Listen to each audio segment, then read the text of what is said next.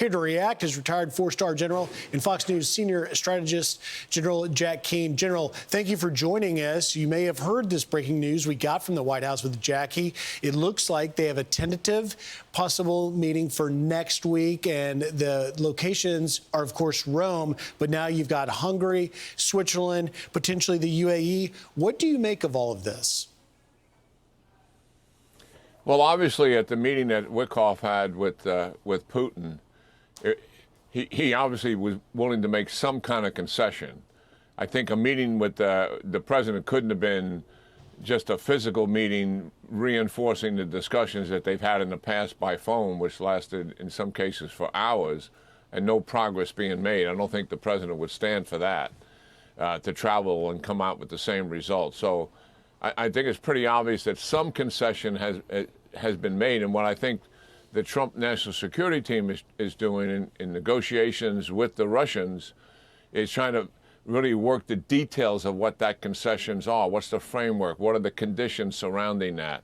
And make certain they really understand everything. You know, Putin is a master at deception. He's a master at saying one thing and doing another. And we've seen that for several months here during these negotiations. So I think that's kind of where we are. There likely could be a significant concession, certainly what the president wants, as he said all along. He wants a ceasefire and the beginning of negotiations for war termination. Whether that's actually going to take place remains to be seen. It could be a partial ceasefire. We've seen that before, Griff.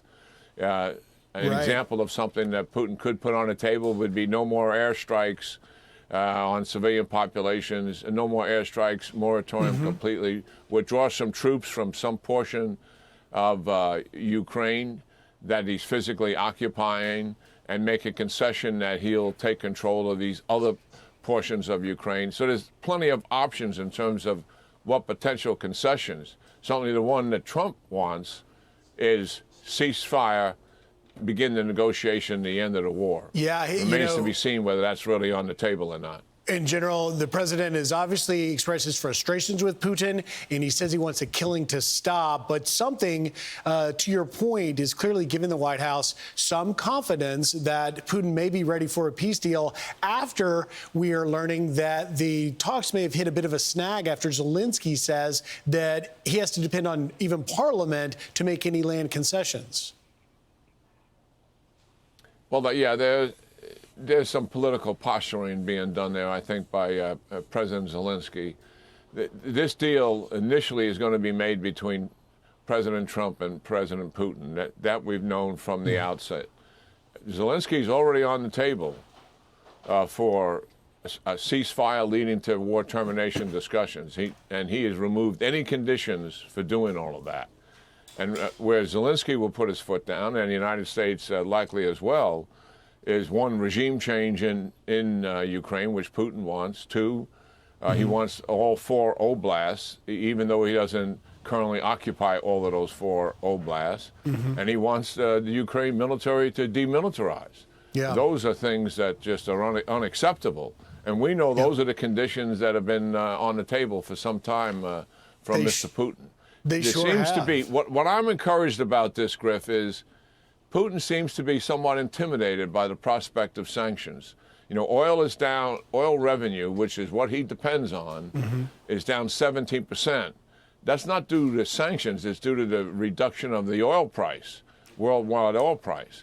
And so he's looking at this thing, and he knows full well if that revenue begins to dry up for him, and he's a one commodity economy, oil and gas, then he has problems sustaining his defense industrial base. He knows that. He's going to have challenges even without sanctions in 26 sustaining that defense industrial base, given the path he's on with his economy right now.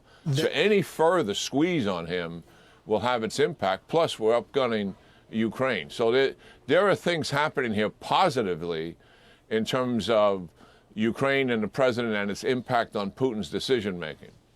Well, General, you're so spot on. And, we'll also be watching what plays out in Israel, in Gaza. And we wanted to talk about that. But we appreciate having you here with these new details with this Putin-Trump possible summit. Very, very interesting stuff. And we appreciate your insight. It's spot on as always. General Jack Keane, have a great weekend.